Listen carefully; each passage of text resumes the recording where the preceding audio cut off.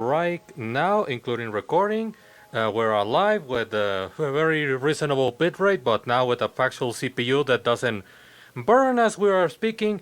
We are back to the gray line after a whole year since our last proper broadcast. And joined here by the man, the legend, the actual original silver man of the world, Uncle Silver Greg. Uncle. Hello, everybody. How are you doing out there? Hopefully very well, considering we're almost in the equivalent of the Northern Lights. So like, everyone, the house is on fire. No, no average person is just the society being woke for some reason. Yeah, yeah. um, It's all right. Hopefully we'll be able to say that we've had worse. that We'll get through definitely all of this. as we go through life and everything. But how has everything? Speaking of, how has everything been, Greg? Like, how have you been? How has Life is life. It's not easy, but it's worth making it through to the next day. but it's honest job. But it's Yeah, I don't know. I don't know. It's some are honest, some aren't. and ironically, the one that are not honest are the best ones. Are the Yeah. All I know is I try to be as honest as possible and suffer through everybody else's crap. yeah. Although That's all right though. yeah, no, like at this point, what can be done? But like, Yeah. in speaking in terms of the event and everything, like now that you mentioned that, like speaking of honest, I in your current stream, which you can find on twitch.tv/silvergreg, if I recall, if I I believe it's Uncle Silver. Uncle. Yeah, Silver Greg is Twitter. Twitch.tv/Uncle Silver, Yeah. like which was a 10-hour stream. Congratulations on that as Oh, well. thank you. Yeah, that's the longest I've ever gone on one stream. Yeah, no, and it definitely shows. We given the last couple of hours, like on Tetris and all. But we with that we were talking about aspects of given the how the Nintendo Direct show a reveal of Persona 5 Royal coming to Nintendo Switch, and people already starting to let's say just bring in some fair concerns regarding things like, oh, how is it gonna run, how is it gonna perform, is it gonna have proper load times, like visually how is it gonna Yeah. be, like all of that. But we talked about like with one of our closer mutuals, Dragoon Knight, how there were people who were doing that as a counterback from because they were being proven wrong that Persona 5 wasn't even gonna be available on Switch at all. So we kind of went into like, well, do people actually change the hurdle, or are actually criticizing, or are they just complaining? And so I would just like to give a moment to talk about pretty much the whole concept of criticism, like the idea of how nowadays we are able to like just criticize things and whatever, and just see how things pull off.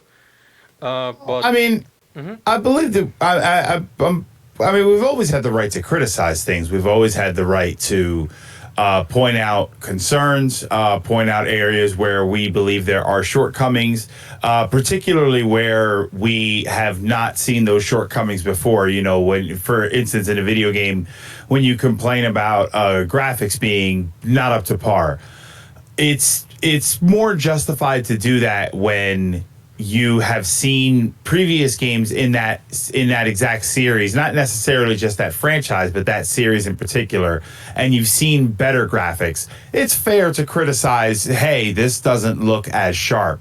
There are areas where criticism is usually really relatively fair and welcome. Even Right. the problem becomes when you are uh, I mean, there's a few different ways that it can be a problem. One of them is fanboyism, something that you don't accept from another company, but when your company that you like does it, you jump to making excuses.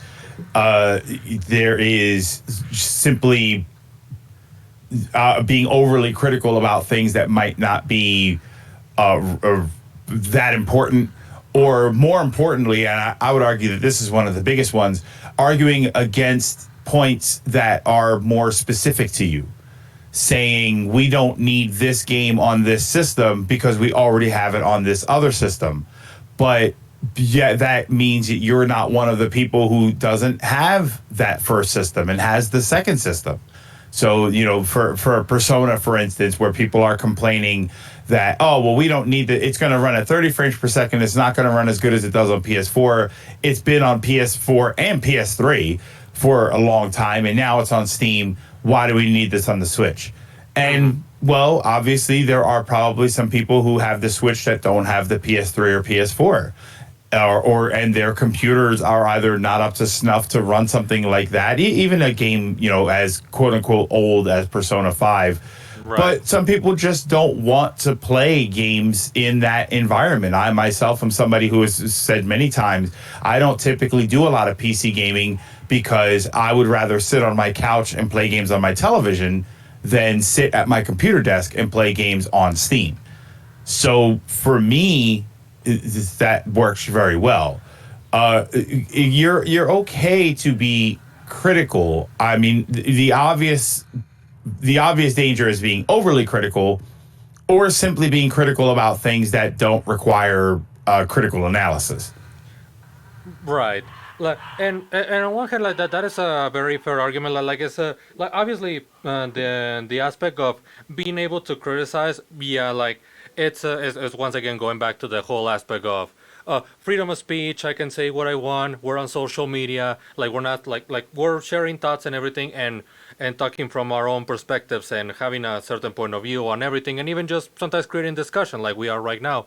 The one thing that I always tend to argue with that is once again like my main question for that to start off is when like what is the goal with the criticism? Like what is our like when we criticize, what is our primary goal? Like like is it for the sake of feedback? Is it for the sake of information, pointing out certain things, or maybe even as you mentioned, like to be either very aggressive or defensive about a certain thing that's being criticized? Like there are certain factors that define well, not so much define good or bad criticism, but rather like things that create a certain filter when you are communicating your point of view or your observation, but per se. Well, I mean, I would say that there are, this comes down to a question of positive criticism or negative criticism, where it's one thing to say, "Hey, this thing sucks," in which case, okay, that is a fair. I mean, that's definitely an opinion more than it is as a criticism. If you were criticizing something specific, but you were just being overly harsh about it, that would definitely fall under a sort of negative criticism where the goal seems to be tearing down whatever might be there for the sake of, I don't know, being right. I mean, there's different reasons that people want to do it versus a positive criticism where you are blatantly saying, listen, this could be a little bit different. You could have done this or done that. And a lot of the time what you'll see, the big difference there is that you'll see someone offering options. Right. Where if you don't, I think this looks ridiculous. Maybe this other game had this sort of feature and it worked very well. And you're sort of trying to build it up. You are pointing out a problem, not because you want to be pointing out a problem, but because you don't want that problem to exist and make worse the thing that you're trying to enjoy. Right. And even under that regard, one thing that I want to mention is more like you mentioned things like how you communicate and all. Like there was this one quote from the Ackman. I don't know if you see him. That says like there are two sentences that say the same thing, but you will hate them, or you're gonna hate one more. Like which one do you? Like here's one. Elder Ring's graphics are complete freaking trash, and I clean my butt with them when I go to the bathroom.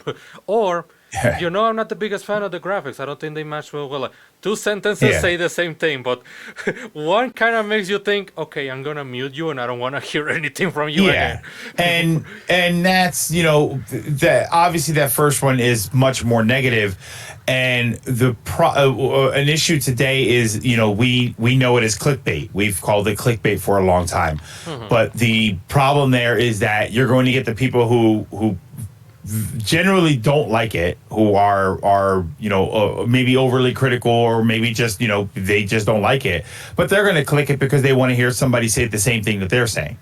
They don't like this thing, and they want to hear somebody else say, man, this thing really sucks.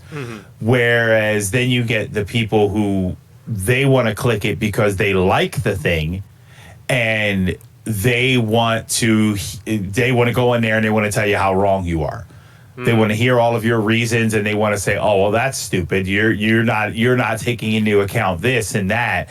And they want to be as right as the other people. They want to go in there and they want to not necessarily shout down. They may want to go in there and simply post their long comment about why they think that this is incorrect. But ultimately, they're there for the same thing: is that they want to be right.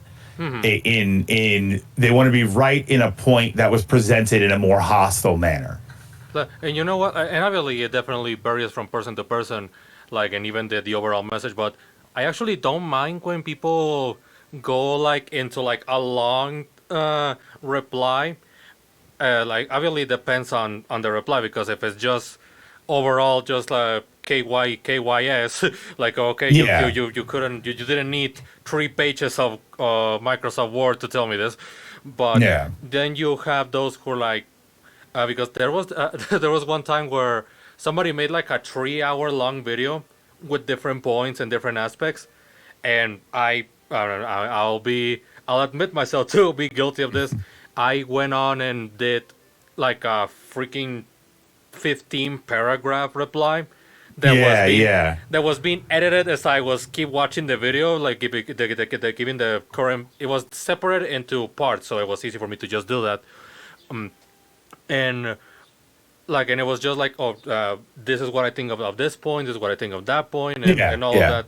But then you have, it's just that there are times where, like, again, like we're gonna try to avoid like we're gonna use examples, but I really try to avoid like certain aspects, like name dropping and all, because that's not the point. Yeah. Don't do that. But I still argue that when you have people that go like, this thing sucks, like, okay, why do you think it sucks? And that's up to your imagination. Like, oh, okay, okay. Like when Yeah, there's I was gonna say they just sort of. It seems like they just sort of hate it to hate it. like which goes to, like, once again, like trying to like find that point of, like, we go say like, okay, positive and negative criticism, and even then, like, I will argue like more like useful or useless sometimes, because Yeah. because then you have examples, obviously, like, for one, you have the criticism of towards Nintendo overall with their methods of license of license of service system, like, which how they just release certain content later on, like with Mario Strikers, Mario Golf, like the sports games, but Yeah. more than Yeah. anything.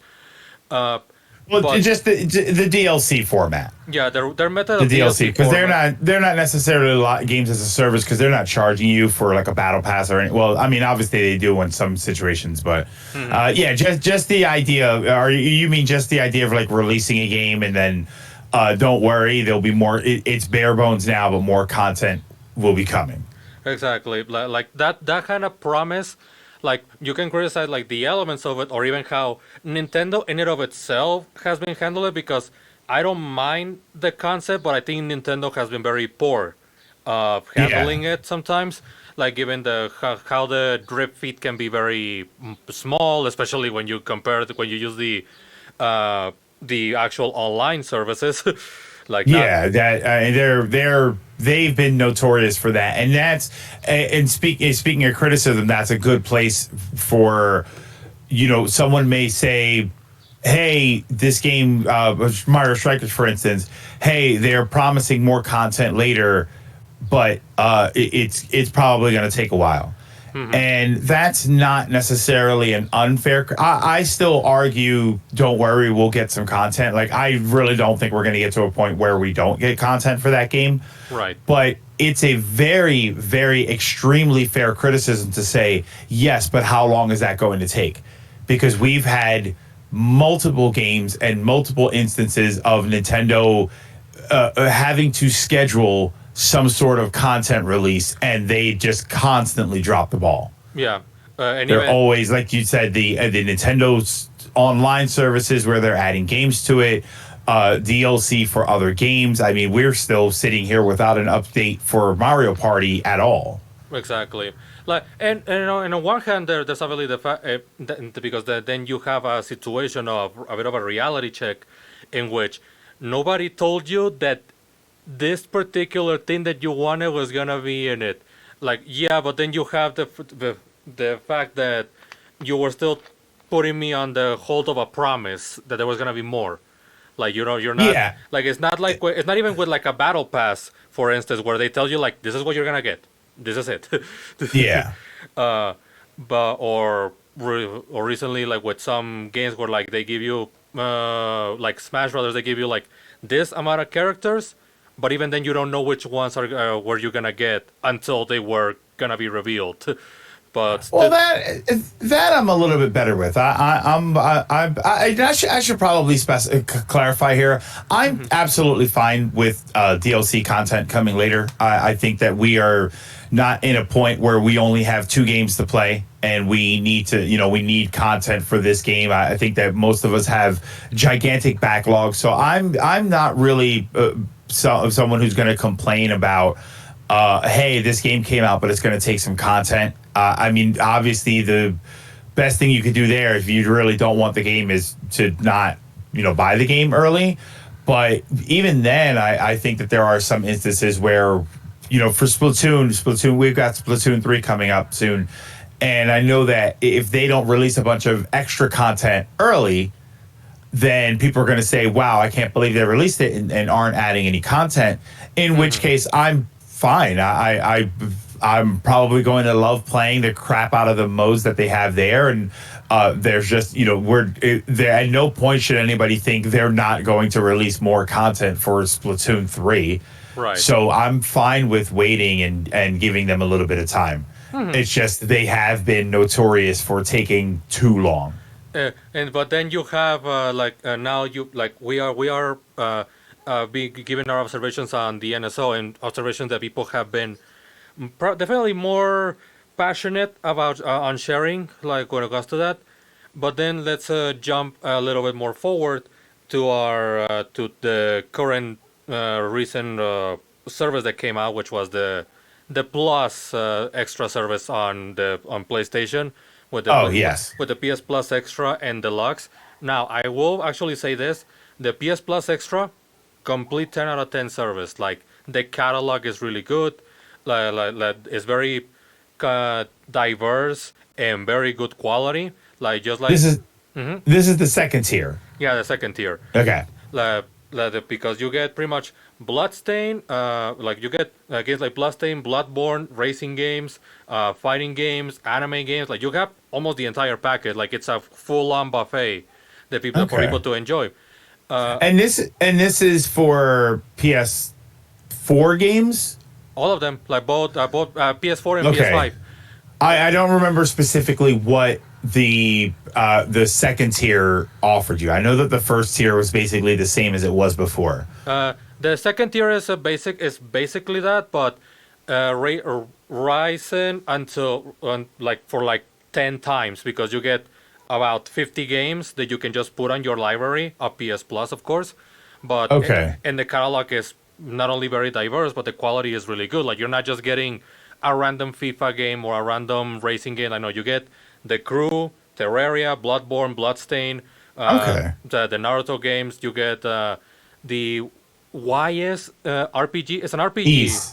Ys. Okay. Ys. Yeah. Final Fantasy, I think 7 through 14 and 7 Okay. remake. But then you have, nice. but then you have Deluxe, which as of now, because it offers like oh, early access to game demos, a bit of extra games, and mostly the classic ones. That thing is a scam because it's very whatever. It's very there's no Yeah, demos. that's. I was hearing that about that service that because the special demos, it's not like every game is required to have one. It's whether or not the developers make a special demo for it. Yeah, Isn't it something like that? yeah. Like there's no guarantee of Yeah. what demo you're gonna get if you're gonna get anything at all.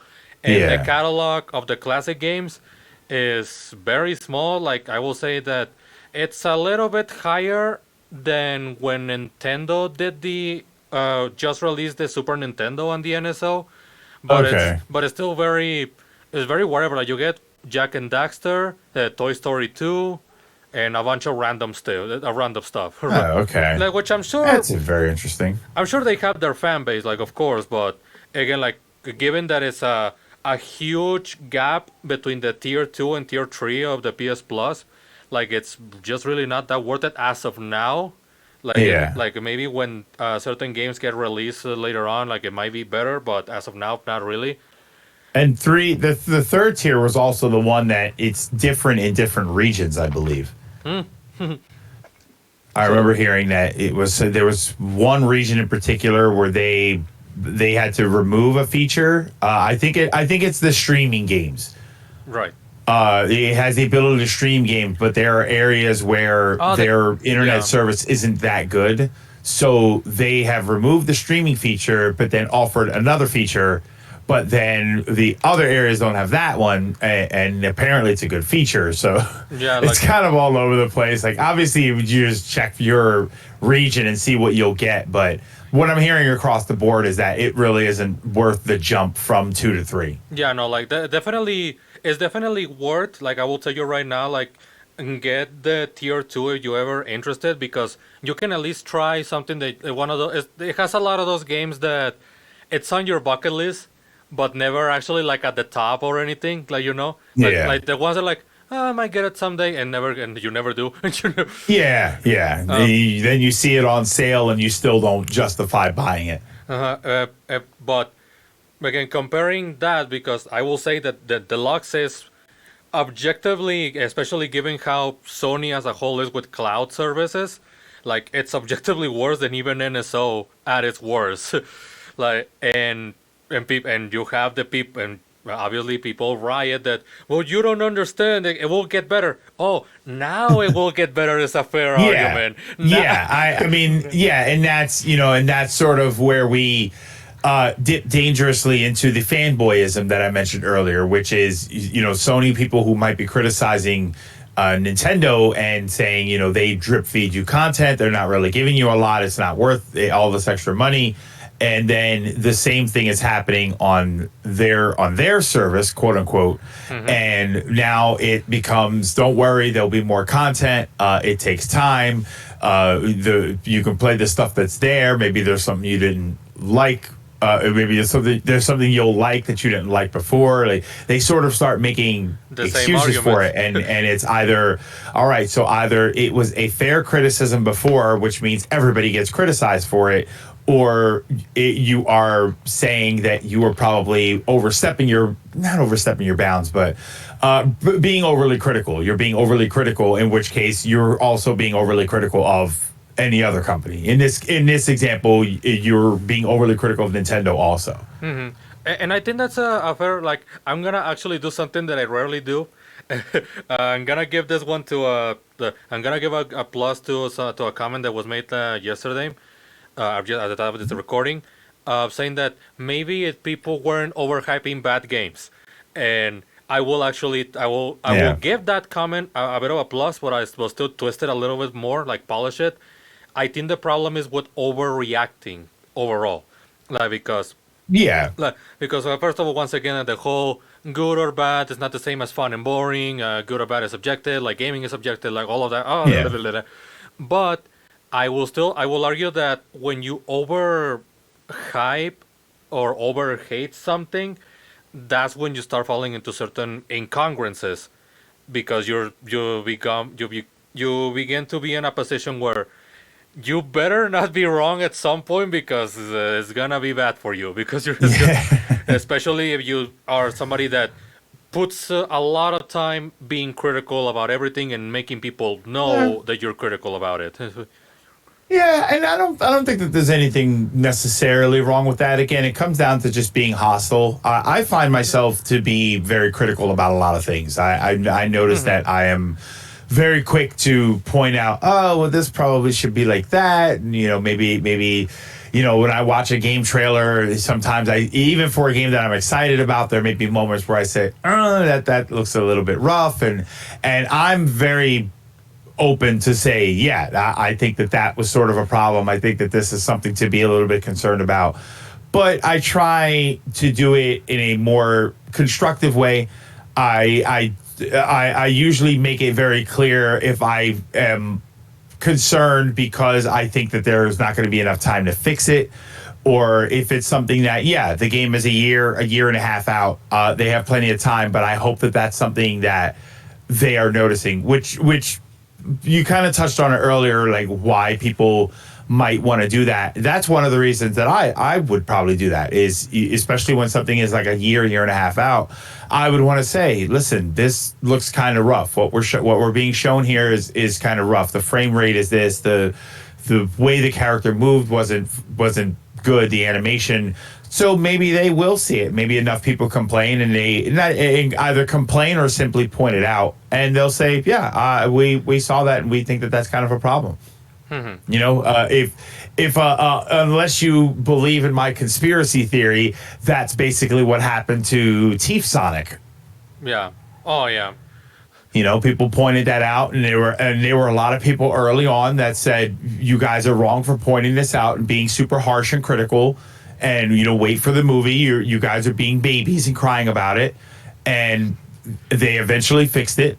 And I don't think anybody can look at the first version at Teeth Sonic and then the final product and say, yeah, the first one was fine. See, I don't know what you were talking about. Everybody would say that the second one was better. You say that, but then you have the Chip and Dale movie with people. Well, they did a good job of it. For anybody that hasn't seen that, they did actually a really good job of that. They made him a completely separate character with an entire separate purpose, and, Yeah. and that was very interesting. And that was a really, really cool way that they not only managed to use that character, but I would argue that there are people now who would say, yeah, I would watch something with that character. I'd watch like a 30, 45-minute thing with Teeth Sonic and the FBI. Like, Yeah. that would be hysterical. Yeah, Ugly Sonic definitely works when you put it as a separate entity instead of like, yeah, this is how your favorite character is portrayed as in live action. Like it worked because it wasn't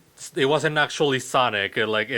It gave that filter, but then you have people like even going to the like, oh, now you like the son of a bitch. Can make out your goddamn mouth. Yeah, well, and it's funny because like that, as far as a criticism goes, it's when people first saw it, their first thought was, "Wait a minute, that's not Sonic," and it was this weird looking thing.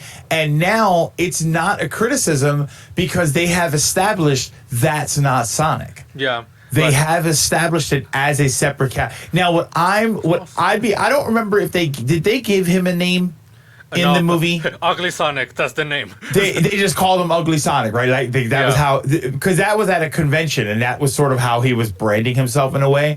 I'd be curious to see if they gave him an actual separate name, so we're not just calling him Ugly Sonic.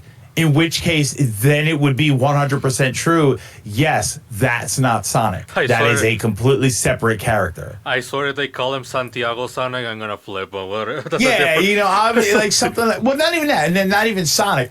Me personally, I would give him a normal name, right? Like I would give him like Jeff Thompson. Oh, okay. Like I would make it super plain, and I wouldn't want it to just be, Gary the Hedgehog. I wouldn't want it to be something, sort of plays into the Sonic thing. I would want it to just be a completely separate character. Right. In which case, then people would be able to say, "Oh yeah, I get it." Like there'd be a funny story behind the origin of the character, but then there would be this completely separate character that you could probably do something with, and I think that would be kind of fun, and it would sort of, here we have a character who was criticized almost out of existence. And now it comes back as a completely separate character. That would be kind of a great twist on what criticism can do to a character. Exactly. Yeah, and there's also that, like, and I will argue that what made the Sonic situation work is, first, some people say that it's the mainstream aspect, but even on that regard, it's still the fact that the feedback was very, at least for the most part, like there was not only an intention on Paramount to listen to the feedback, but the feedback was clear. Like, this Yes. thing doesn't work. Like, this does not Yeah. look good. Yeah, from the beginning, it was not, wow, that's bad. What's wrong with it? I don't know. It's Yeah. just bad. People were very clear very early on. The entire shape of the character is wrong. The mouth is crazy. They were able to point out specific issues, and it went beyond, wow, I just hate this thing because it's different. And it very clearly went, these are the exact reasons we do not like this thing. And that, to me, is a much better criticism. And that's a better way to criticize something, because then the developers or the creators can go back and know exactly what they might need to adjust versus what they refuse to give up. Because they are entitled to that too. They're entitled to, you don't release a product and the internet tells you every single thing you do with it. They can make their suggestions and you can adjust accordingly, but ultimately you have the say. Yeah. Just know that the less you listen to the people, the fewer people there are going to be that like your product. Yeah, like, every action that you take from the criticism will lead to like a respectable decision that you can make, but at least on that point, even then, accept the consequences of your choice. Like, instead of And people will respect them for doing that. They'll respect them for changing it. I mean, that was a big thing when they finally changed. When we saw the new Sonic design, everybody said, "Yeah, everybody go see this movie." We bullied them into changing it. Yeah. So support them, and they did legitimately change it into a good design. So you have to kind of support that. But because then you have.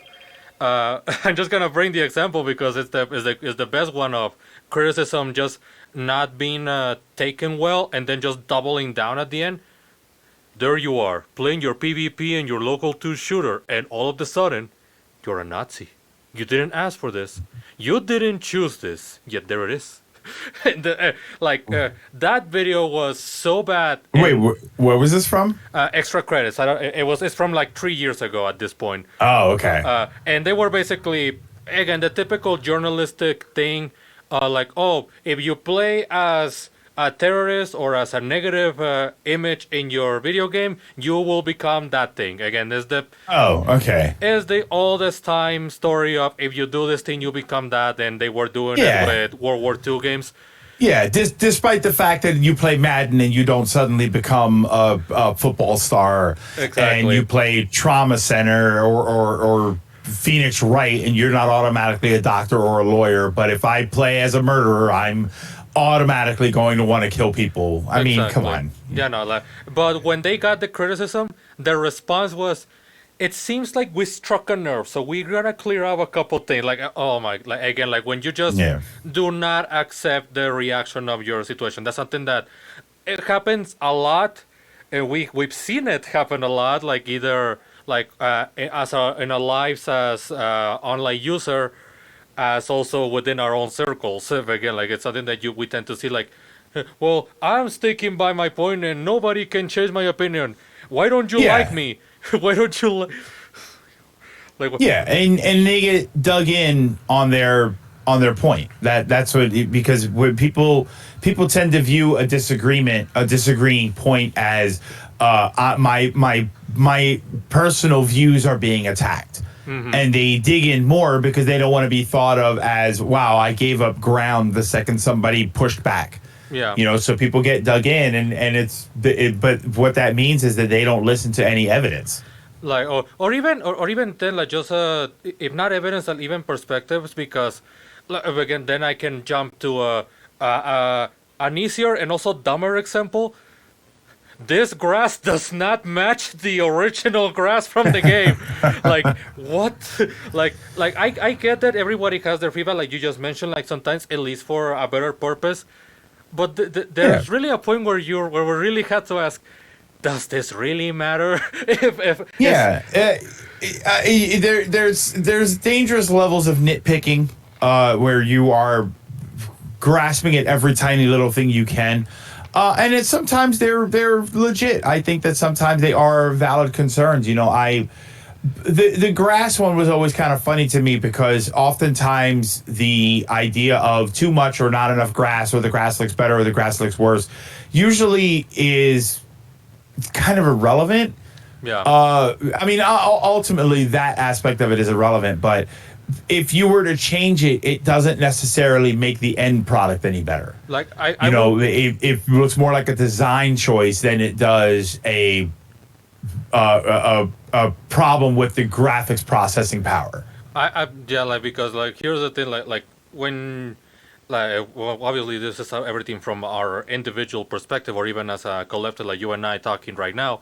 I will not put grass in a racing game on the same level as frame rate in a fighting game or frame drops like in a fighting game at all, or maybe even like load times in Sonic 06. Like I would not put it in that same realm. But then you have people who do and start going into a very semantic issue for me, which is using certain words that don't actually match with certain terms. Like well, once again saying like going back to Strikers, Peach like Daisy is not there. The game is unfinished.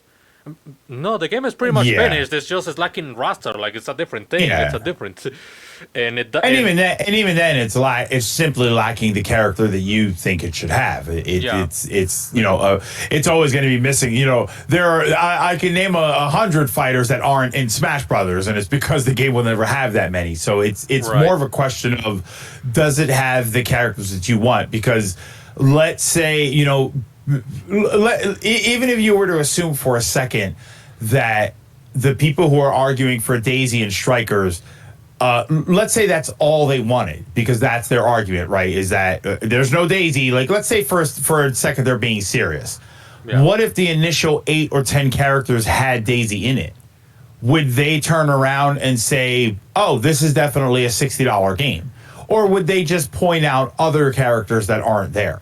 Like honestly, if they did, and I will actually be critical about their critical thinking because like having I understand that that's a thing because obviously you have people that only bought Smash because Sora was there at the end, but Yeah. but at the end of the day, like wow, you're literally just spend money because this thing that you wanted was there, regardless of the quality of the product in and of itself.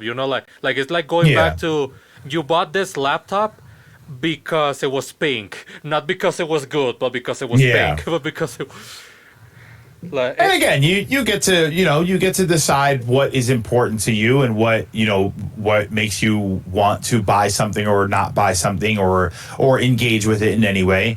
You absolutely have the right to do that. It's just be to me, even if it sounds dumb, just sort of be honest about what it is that you don't like. I'm unhappy with Mario Striker's roster. All right, well, what's the problem? Don't sit there and say there aren't enough players, there isn't enough content, when really what you mean is the one character that you like isn't there and you're kind of bummed out about it. Or Yeah. vice versa, or don't, say straight up if it's the other way around, like the people who are saying, "Oh, well, Daisy's not in it," and it sounds like a joke, and really what they mean is it's missing a lot of characters, there's missing a lot of content, maybe some different game modes or something, and that's what they would like to see. Just be clear about your criticisms, because let's say, for instance, the developers are listening, they're not going to know what to fix if you don't tell them honestly and clearly what they need to fix. like and you're completely right about that aspect, but at one point does it become more like a preference issue and rather like an actual critical issue? Like that's technically that's really my thing with the Daisy example. Like is the game objectively bad just because of lacking Daisy, or is the lacking roster was the problem? Because I'd say the latter is the problem, like the fact that there's very little roster. Yeah. In this context, like if you put like you said, if you put Daisy, but it's still the same 8 characters, then the game is still having the actual. Yeah, Uh, you still have the small roster issue. It's just the roster that's there that makes you happier. yeah, like which again, like okay, it's fine to have that personal preference, but then don't call it criticism if it's just your personal preference. Yeah, and again, and that's still, to me, that still falls under the umbrella of criticism. Oh yeah. It is a personal criticism. It is something that you personally think, I wish it was like this. I would argue that a valid criticism would be anything that on a general level hampers your ability to enjoy the game. So obviously the first big thing that you'd want to see is a game that functions. You know, it's not a personal criticism to say, hey, the game keeps lagging out on me, or it's not registering my inputs or something. You know, that's not a personal criticism. That is a very valid, widespread criticism that is in general is going to affect your ability to enjoy the game. Yeah. Limited game modes, I would argue, sometimes do that, especially if what is there is very bare bones. But ultimately, once you start getting a few different additions, now you're looking at, I prefer this sort of game or that kind of game, and then it becomes a bit more personal. As far as which characters are in the game, yeah, that's a completely personal preference sort of thing. I think short of a game like that launching with 4 characters. Right. I would say that's you're kind of getting into, okay, well, now you don't want more characters, you just want your character. Like that, which is kind of like I made the very harsh comment, but when those kind of arguments that happen, that's what I tend to ask, like, do you honestly care about the quality of a product, or do you just want the attention that somebody else has not given you? Like, Yeah. very harsh claim for me to, well, not very harsh for my standards, but like a very harsh one. I'll give you that.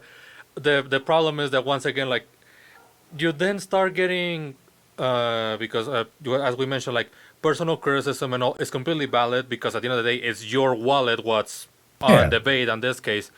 But then people, and obviously we can be included on that. We tend to try to take it further than us, like to try to also tell everybody, like, this thing is not okay because of that, and I don't want it, and you should not either, and you should. Yeah, and it's that last part that always sort of gets me. If I don't like this thing, so now you shouldn't either, and that's not really the case. I would, again, if it is a personal preference, you shouldn't really be saying that. If it is a functionality problem, if your game is having errors and lagging out or glitching or whatever, I think then you're more than valid to say, listen, this is happening. It's happened to me several times. We're seeing it happen across the board. Don't buy this game now. I think that's perfectly valid, because that's not at the personal criticism part. That is this game does not work. Yeah, like these are issues that you're gonna see if you buy the game. Like, these are the things that Yes. that I can show you right now, that even if you play it, you're gonna see this. You're gonna see. Yeah, and it's going to hamper your ability to enjoy the game. Yeah, like because. And once again, like just for the sake of throwing the hammer a little bit, to just to add the spice, like Sonic Colors Ultimate, for instance, the Switch version more specifically, that thing can kill your eyes. Was able to kill your eyes if you were not careful, and if you were actually playing the 4 hour long game for the 4 hours that it lasts, versus obviously, and that thing got so bad that people were actually going full on fake news mode on that thing, because some people were using. What you were saying? Colors Ultimate, you mean? Yeah, Colors Ultimate. Yeah. Because and people were saying, like, no, that's footage from an emulator. Like, no, it isn't. And also, the emulator is emulating what's happening on this version of the game. And so, like, no, but this is fake footage, like fake news. So, like, it really got to that point. I sort of got. But then that it was that people were they refused to acknowledge that the game was bad. That the game was that the game was having very serious, dangerous graphical issues. Like, because there were a couple of footage that seemed to be from an emulator, even though people also proved that those issues were able to be imitated on physical hardware. Yeah. But then they were saying like, "Oh, he's using RetroArch." Like, oh my god, dude! Oh my god! But right now with Sonic Origins, no matter what platform you use, it has a lot of custom bugs, and suddenly everybody's very quiet about it. Apparently, Classic Sonic cannot be criticized at all. Well, that's fine. It's yeah, That's and what's funny is I am seeing a lot of those videos of glitches and stuff, and most of them, I mean, most of them do seem to be relatively harmless, but it is a lot of people that are putting them up and saying, "Hey, look at how funny and silly this is," where it's from another company, and I can't even say that it's not Nintendo because I believe the Nintendo version does that too. But all of them. They're all doing it. So you're seeing people approach it in a more comical way. Whereas with another franchise, if that were a Mario game, it'd be getting roasted right now. Yeah. No, like, It would be getting destroyed. People would not be posting these clips and saying, "Hey, look at how silly and broken this is." They'd be saying, "Wow, I can't believe Nintendo released a game in this state." at that price, by the way. Which, And at that price, and that comes back to the sort of. I said fanboyism, but in certain instances, it might actually just be haterism. I don't know, drinking haterade, where they just want to point out, I told you it was going to be broken.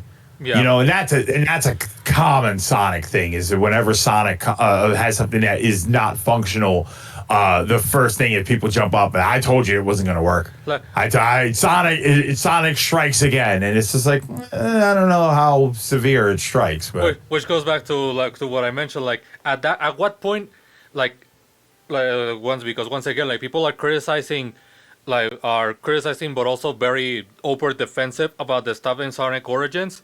But God forbid Sonic doesn't have enough animations with doing a whirlpool in Sonic Frontiers footage, because my God, that thing is unsolvable. Sonic is doomed. Everybody can clear. Like, my God. yeah, they jumped all over that, and part of that was Sega's fault. I am definitely in the camp that they advertised that very poorly in the beginning. The whole thing with IGN and giving them very boring footage. One of my biggest criticisms of them for the first video that they released on IGN, Sonic was and I believe they called, and this was my problem, they called it the world premiere.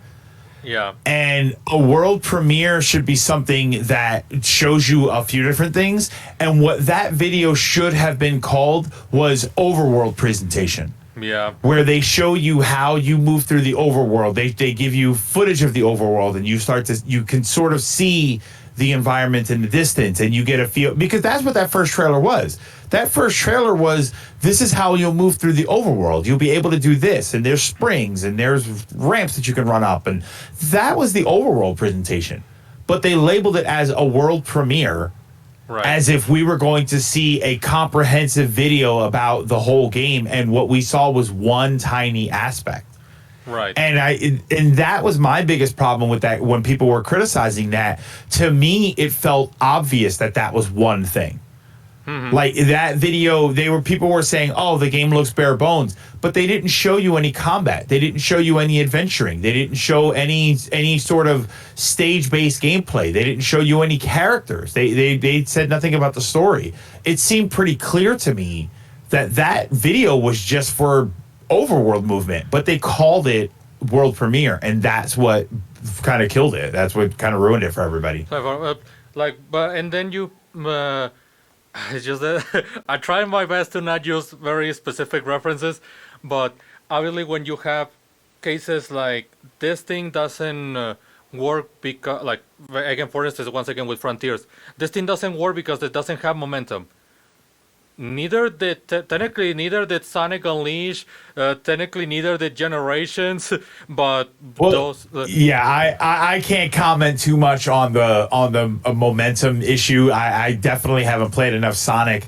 If I understand the problem correctly, it is that your momentum is used to get up ramps and rails, and that's not being taken into consideration. It seems like they're auto grinding. Like when you hop on it auto grinds you. To me, that falls under personal preference because I don't have a problem with that as much. Assuming they approach it in a certain way, which I would just have to see until it comes out. But I think that there's ways to approach that. But yeah, I think a lot of people were very quickly like the momentum problem, and it's like, well, we need to play it and see how it feels. The momentum might actually be worse for the gameplay. We've never had Sonic in this environment, so we don't really know. And then again, people start using, well, this fan game did it like, but it was a fan game. It was it was just one person doing whatever. It was just one. Of course, it's gonna work well. Go ahead. Go ahead. Because so sometimes I will actually say from experience and also like from track record of what gaming has showed us. Like on one time, sometimes when you are the only one working on a project, it's actually easier because you know what's going on, you know what's left, and you know what to do.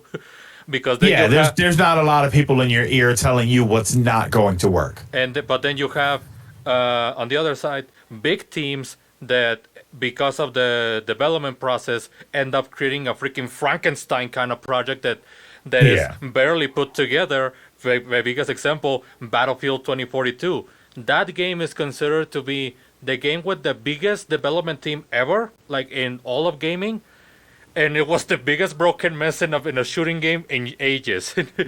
Now, was that game broken, or was it? I remember that game had a lot of microtransaction issues. No, was it just a microtransaction, or was the game actually functionally a problem? That was Call of Duty, the one with the microtransactions. Battlefield is the one that had the 100,000 deluxe edition, the $100 deluxe edition, and that had if you walk stairs, it's like Game & Watch walking stairs.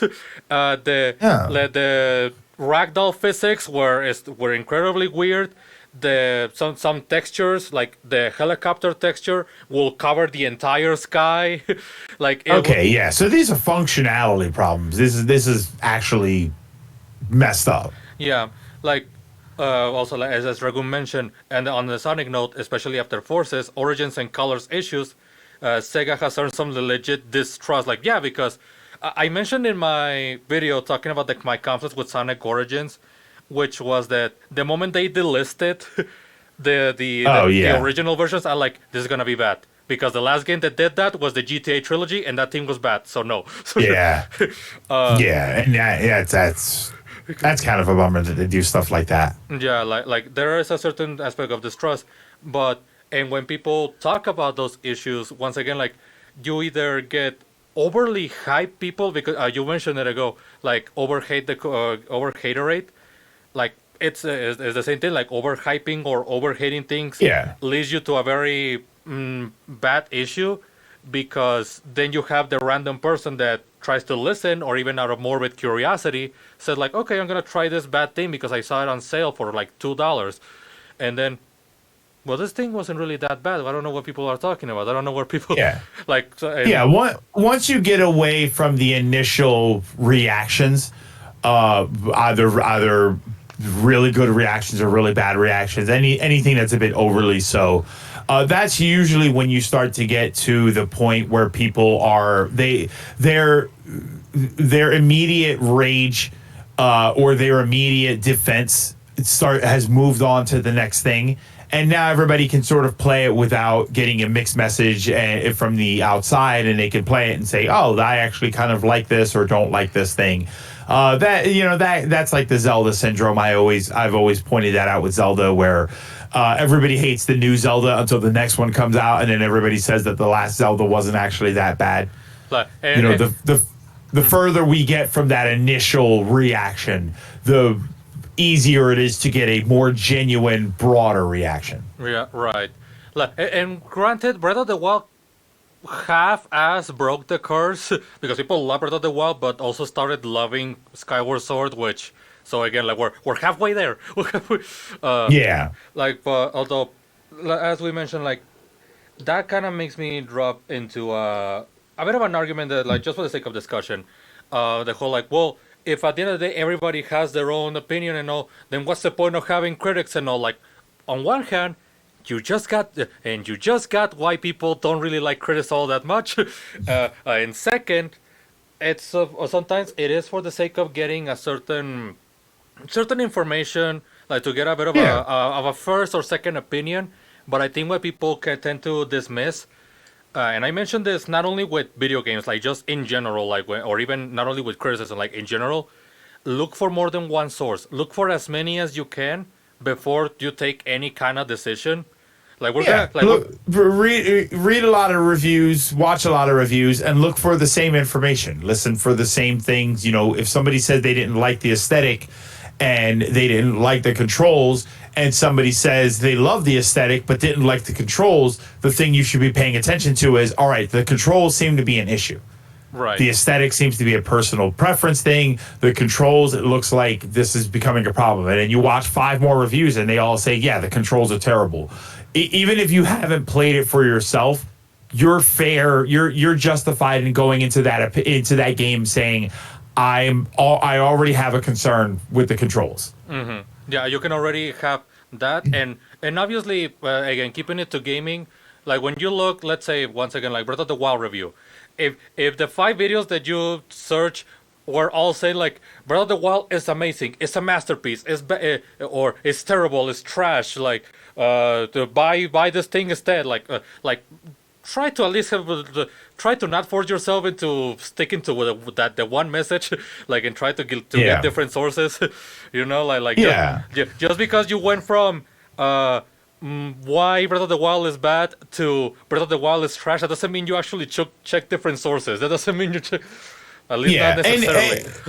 and in those situations, I mean, usually the first thing I say is to investigate your source before you even go diving for other sources to see. Well, let's see what other people say. Let's take a look at the critic. Let's take a look at the person that's talking, because if they are saying, "Hey, this Final Fantasy game is garbage," and then you go through their track record and they just don't like RPGs, their opinion is totally valid for them, but it's not really. If you are somebody that likes RPGs, this is probably not the person who's going to give you a review that is in line with what you enjoy. You know, they're not going to be able to be more objective, I guess is the word there, about the whatever it is they're reviewing, because they're going into it with a bias. They're Yeah. going into it with this idea that I don't like RPGs, so you're already a few points below perfect with me, and then they're going to start playing it and they're going to realize, wow, this is just not up my alley. It was never going to convert them to play RPGs in the first place. So the first thing you should do is take a look at where the review is coming from and see, is this somebody who is known for making elaborate objective reviews, or is this somebody who is known for raging out about something that they don't like and never actually diving into it? In which case, all right, then it's probably comedy. When you look at someone like Angry Video Game Nerd, his reviews, I mean, he may actually not like a lot of those early games that he used to complain about, but for the most part, I think everybody can agree that it was being elaborated on. He's not that passionate about this hatred. Exaggerated. It was being exaggerated for comedy purposes. Right. But I mean, and a lot of people didn't know that. I mean, there were people who, they thought that he would take a serious dump on these games, and they would go and they hate like Dr. Jekyll and Mr. Hyde, and they go and they hate these games. And it's like, well, I mean, realistically, James probably just played them and was like, these aren't really that good games. Mm-hmm. But Angry Video Game Nerd, he went to town on them. And you're like, fuck. My favorite thing from him is the Godzilla review when he just does the Godzilla scream, but it's fuck instead of the scream. Fuck. But then actually that kind of brings me to a different thing, like because there, as you said, unfortunately, and obviously we cannot change the world in a live stream right now, but it is very odd how everyone looked at CinemaSins or things like CinemaSins, Nostalgia Critic, Angry Video Game Nerd, and said, yeah, that's the way of critical thinking. Like, no, it's not. No, it's Yeah, no, it's the way of comedy. it's the way of comedy, and nowadays it has slowly but surely transitioned into actually being the real deal, which is what part of why I think, which is what part of why I think that the problem with gaming journalism or even entertainment journalism as a whole isn't so much the whole aspect of, oh, these people are not that good at the game, or these people didn't finish the game. And I'm like, no, they just suck at writing. That's the problem. I swear, that's the pro. Like, I mean, that's that's always going to be sort of a thing. It's whether or not you appreciate that. I mean, the problem with gaming journalism is I actually do. I am somebody who believes that they do need to be good at the games. oh no, yeah, And that's simply because when it comes to gaming, gaming is an interactive experience. So the people who are going to give it a legit critical review, they need to know how to engage in it. I wouldn't take advice about the quality of a car from somebody who doesn't have a driver's license. oh no, yeah. I completely agree You with know, that. so yeah, so I get that criticism. As far as the writing goes, a lot of that just comes down to how they present the information, which, like we were talking earlier about, your personal preference, and I think that that's a big issue with gaming journalism, and they have criticisms which are from a journalism standpoint. You would assume that their criticisms are a bit more valid because they are more engaged in gaming in general. The issue there is that you start to tie in personal preferences with news.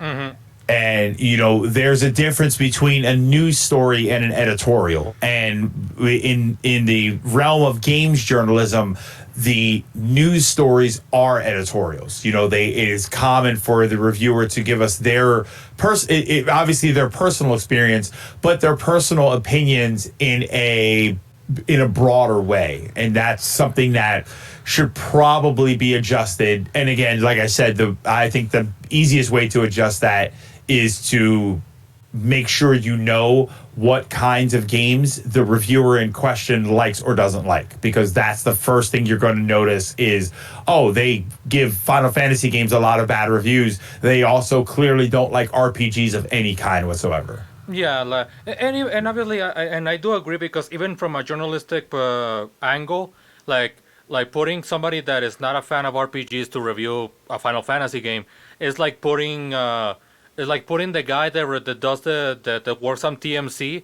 to work on the police section of the news.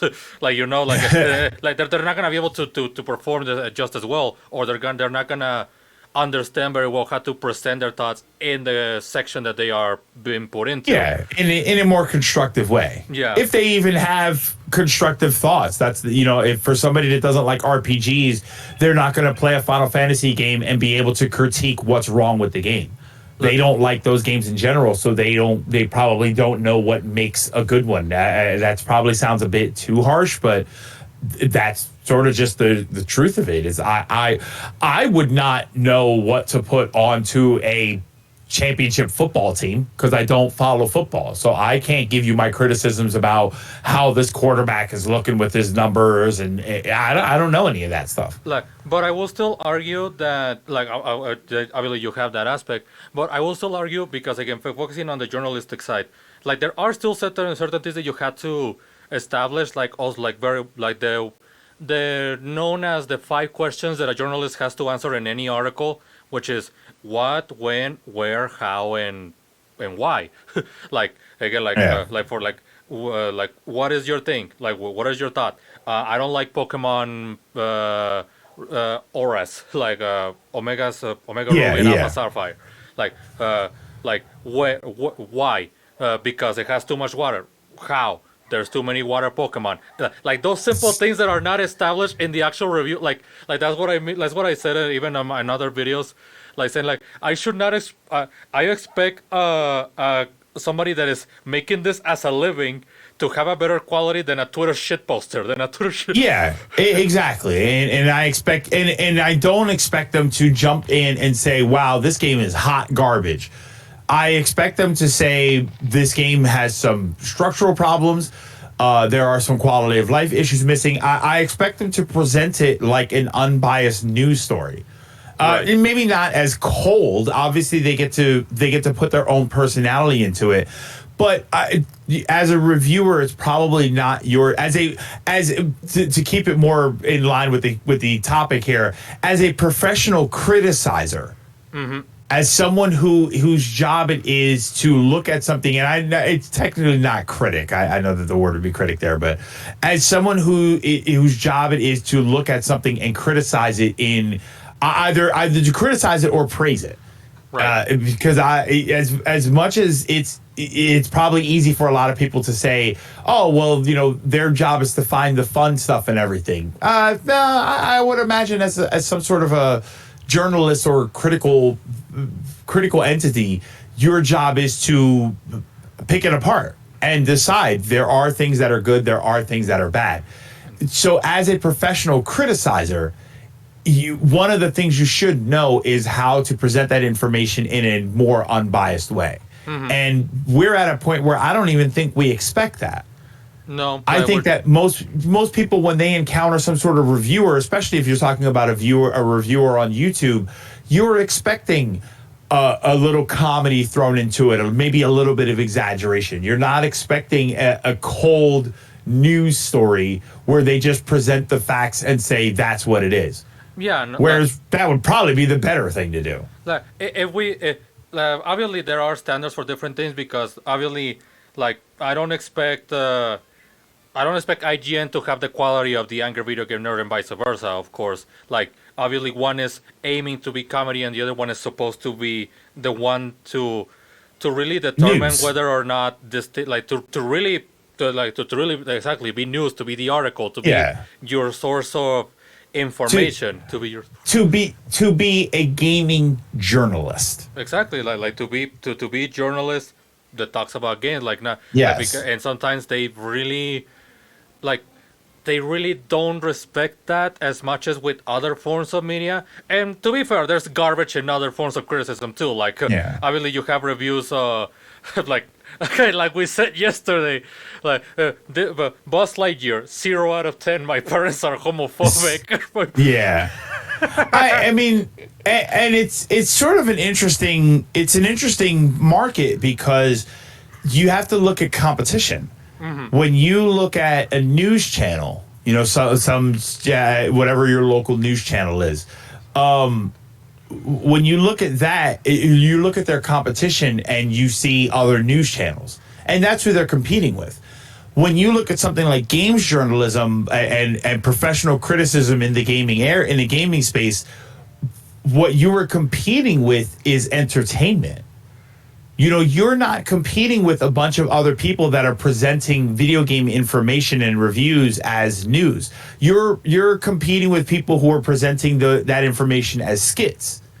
Right. Or they're presenting it as a personal vlog sort of thing, where it's a bit more engaging. Or they're doing it live on stream, and they're presenting it in a live way where you can interact with them. The competition is so interesting because it is so diverse. You're not just competing with other news outlets. So it's hard for them to see where they need to change, because no one's going to take them super seriously if they decide, all right, well, we're going to start presenting our reviews as skits. No one's going to take IGN seriously, which we sort of don't do now. Yeah. Which in itself is comical, because IGN, for instance, or I believe Kotaku does them also. These are more games journalist sites.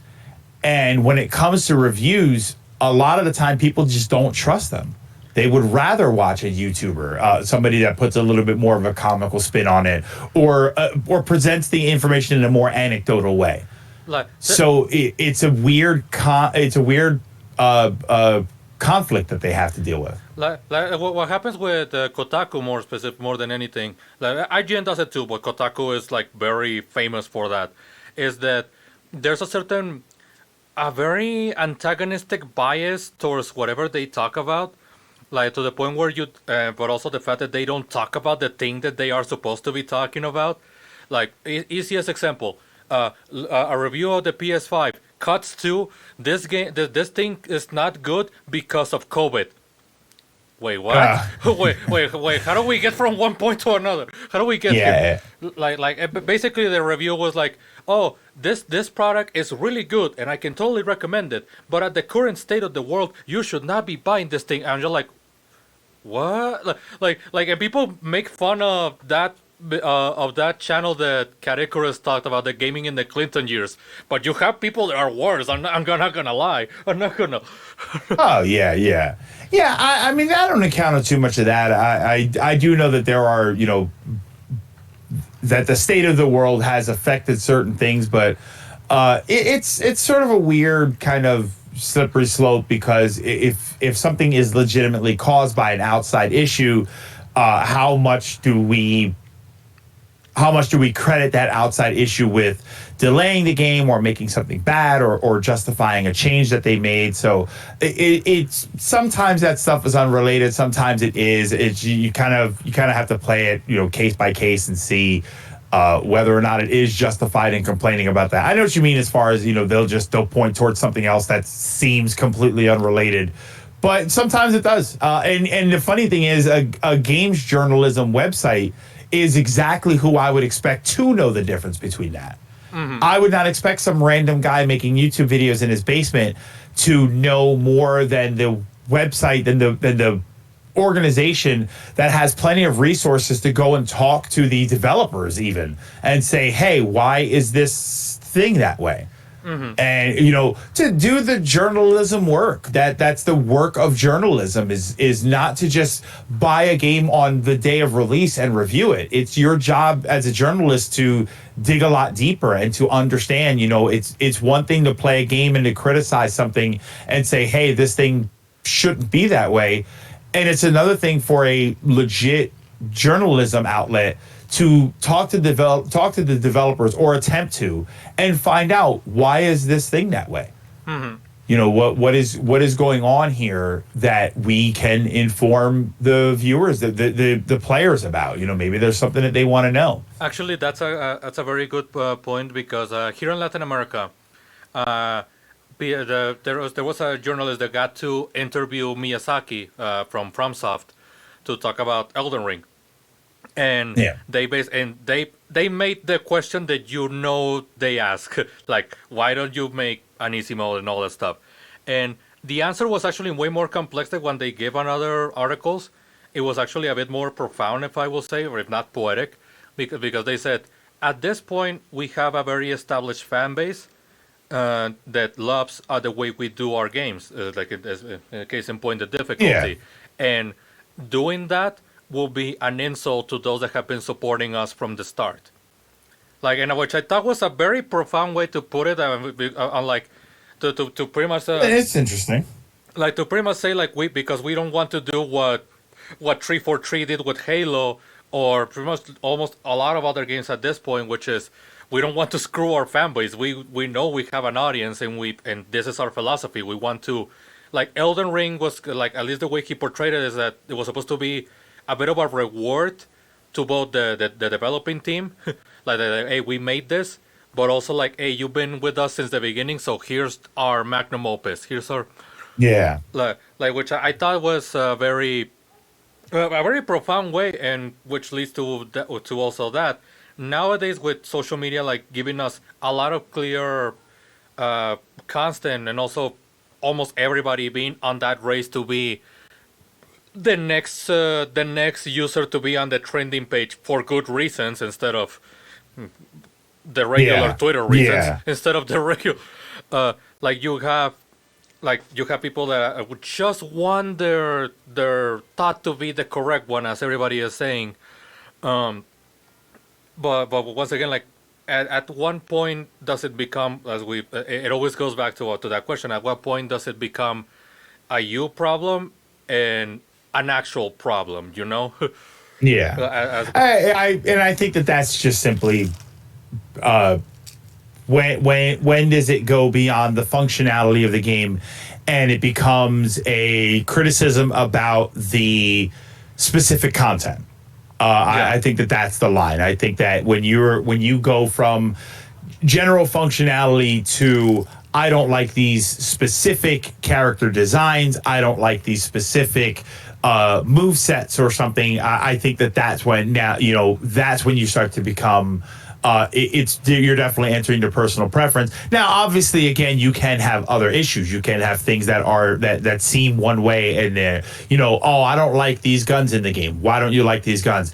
Because they are overpowered and they change the playability of the game.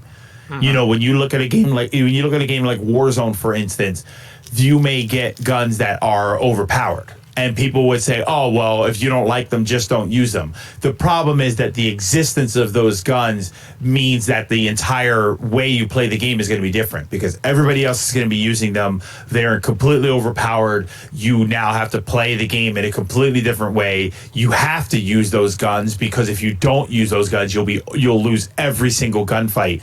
So there does become a point where the line blurs and it seems like personal preference, but if you dig a little deeper, you find out no, it's because the functionality of the game is being affected. Yeah, no, and that's what makes it funny to me because sometimes you get those comments, this kind of feedback from the Twitter shit poster and not the freaking journalist and not the freaking not the one that I'm supposed to listen. And a danger there with the journalism outlets is sponsorships. That's always been sponsorships and advertising more particularly. That's always been an issue, and not even just in gaming journalism. That's always been an issue in regular journalism, day-to-day news, because a lot of people for decades now, and not to sound like a conspiracy theorist, but I actually do believe this. There is a lot of sensationalism that goes on in news because they want you to keep watching the news because they have ad breaks and commercials that they need to sell you. Oh no, I can actually tell you right now, just to give you that clear of thought.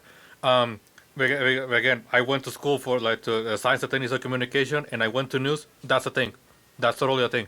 Yeah, and that's what that does is, and a lot of people will say, oh, well, you got to pay the bills, and you got to, they got to make some money. The problem is that affects the integrity of journalism. Yeah, because totally. Now you're not giving everybody the story. You're giving everybody a version of the story that's going to keep them tuned in. And what that means is you're probably going to overly emphasize certain aspects that aren't that important, or you're going to overlook aspects that are important but are probably not that fun to talk about, and they're probably not that engaging. So that affects your ability to present the news. And that is a problem with gaming journalism, is that there is a lot of advertising that goes on there. I would not trust any news outlet on the opinions of a game if they are in any way funded by other gaming companies. Right. Because if you're sponsored by Sony, for instance, you're not only going to lift up Sony games, or there's the danger of you lifting up Sony games. There's also the danger of you putting down games from other companies simply because they're not Sony. So there's just being in bed with any of those companies means that your opinion across the board might be tarnished, and that is enough to say you can't be a professional criticizer anymore. On that point, it will definitely require to for us to be insiders of every gaming journalism company. It will require us to be to see how IGN and Kotaku actually works to know if they are the case. I want to say that at least those particular don't, because I do not believe that there's such thing as Kotaku having important sponsorships when they had an article literally saying that you can already play Metroid Dread on emulator. I mean, they probably don't have any big sponsors per se, but they do get advertising on their website, and the more people, they say, hey, you can play Metroid Dread on your Switch now, or on your Steam Deck or whatever. You're going to get people who go to the website because they want to see how. Right. Or you get people who are going to go to the website because they want to comment about how horrible they are for posting that. But all of that equals traffic on their website where they are going to sell ad space. Yeah, no, no, you're absolutely right about that, and because, but no, like there is such thing as their story and then the fabrication of the story, like the one that the news give you, or even Yeah. that, because even not, I don't even believe so much that they because again, based on my own experience, they don't so much censor you, but they like, hey, can you not talk about this? Like they're not like, not so much like lying to you, but just Yeah. omitting elements. Like you. Yeah, they're trying to guide you towards or away from specific points. Is like exactly. Yeah. Like so again, like you're it's not so much, it's not as much of a conspiracy as you think it is. The only conspiratory aspect of it is trying to pinpoint what companies do it and which ones don't, or misleading headlines that don't reflect the actual article subject. Like completely right, Yeah. which is the most, people would say it clickbait, but that's been a thing since journalism existed. I'm not gonna lie. Yeah, and that's something. I mean, we call it clickbait now just because that's an internet term, and it's been around for a while. But it's an accurate term. As much as people don't like the idea that maybe that term gets overused, it's exactly what they do, and it's actually gotten to the point where a lot of us do it because we know that it gets done. We do it. We say that we do it as a joke, but it does sort of work. You make a clickbaity title or one that's really popular is a clickbaity thumbnail, something that shows some sort of provocative image, which is whether it's a game that looks really bad or a really bad game that's being looked that's being made to look really good, and again that comes down. But even that is a clickbait where you want people to engage in it, whether they are going to agree or disagree with you. You just need to say something spicy enough that will make people care, whether or not they care a lot one way or the other. Yeah, As long as they care, they'll click. yeah, and one of my favorite phrases that I tend to tell you and everybody that I interact with: the world will be so much better if people actually read the dictionary every once in a while, because people tend to take clickbait to misinformation, and there are completely Yeah. different things. Yeah. Like sometimes, like again, there's yellow journalism, as Dragoon mentions it, where like being like Sonic Origins changes everything about the classic games. Like, okay, that's a little bit clickbaity. Like, okay, but then you go and say, be like, oh, how to find the like with some guidelines, or even like again on YouTube videos, like how to unlock Yori Yagami, like from King of Fighters and Yeah. Marvel vs. Capcom 2. Like it doesn't exist, but they got you there because of that. And it was the Yeah. They got you, and they're clickbait, and that's what they are, and clickbait kind of has a negative connotation, fairly so, but. At the same time, is that any different than a headline on the front of the newspaper that we've seen for decades now of I don't know, country does this thing or person does this thing, and it's meant to invoke some sort of interest. You're meant to read the headline and say, oh, well, that's a very, very small snippet of what feels like a bigger story. Let me look into that sort of thing. So we've had it for a while. It's just we are more brazen about how we do it now. But I will say that, the answer will be like yes and no, mainly because once again, like clickbait as a whole, yeah, like it's is the overall is the method of using spectacular or over exaggerated titles in order to get you in, like with headlines on newspapers, or again certain thumbnails and titles on your videos. But nowadays people tend to say, I'm not using clickbait because what I put on the video, what I put on the title is real. I'm like, well, what they don't get is that some people are thinking that it's misinformation when it's not the same thing. Like again, Yeah. I swear to God that I know I sound like a very dictionary asshole, but I like I said, a lot of things would have been much better. A lot of discussions with people would be much better if people just knew what words they're using. If people just Yeah, be more clear about what it is they're trying to say, and just sort of. And I don't even know if it's a dictionary problem. I just think it's more important for people to break down their argument and understand why they're arguing certain points. Because I think that you'll see a lot of arguments fall apart once people realize that they don't really know why they don't like something or like something. They when they sit down and really break it down, they'll be able to say, "Oh, I'm a strong believer that if you can't break it down specifically, it's probably just a personal preference thing, which you're allowed to have, but just understand that that's a personal preference thing. You just like something a certain way, or you don't like something a certain way."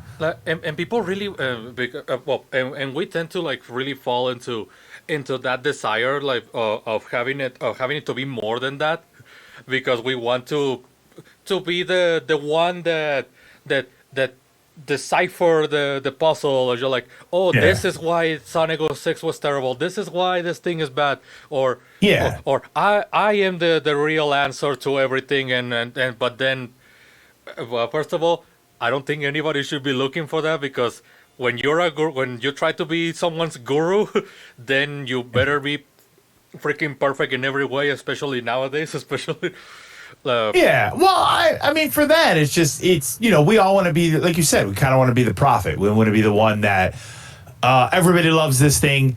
And then you come up and you say, well, it's probably bad because of this. And then everybody says, oh my God, he's right. And then they all hate it. And the opposite of that would be, something that everybody thinks is terrible. And then you step up and you say, no, but this is actually really good. And then people say, oh, you're absolutely right. And then all of a sudden they like Sonic 06. Yeah, oh my God. But, I mean, and that's a good example, because that's a game that obviously has been criticized to hell and back.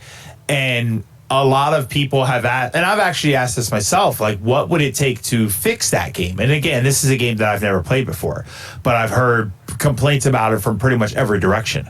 And I've asked people, what would it take to fix that game? And if I've asked that question 10 times, I've gotten 10 different answers. Everybody has something that they think makes the game infinitely better if you fix it. And the conclusion that I seem to have come to is that this game has so many significant problems that there probably isn't a way to fix it. Whenever given given how everything has been going, like, ever since the 360 emulator came out and people started like modding the game from there, as well as that fan game on Unity that became very popular because it's doing a lot of things. My answer, like, just for the sake of that, my answer to like what is the thing that, like, to put it in one word, polish. Like, every single element in that game needs to be polished, because the game is just very undercooked. That's what I. This is for 06. Yeah, for 06. Yeah, no, like, okay. Every element that Sonic 06 has is simply undercooked. Like the animation, like it's just like, if you ask me, like, is this thing good? Like, yes, but like, yes, this idea is good. This concept is good. This design is good, but it's not. But it wasn't finished. It wasn't properly polished. It wasn't properly.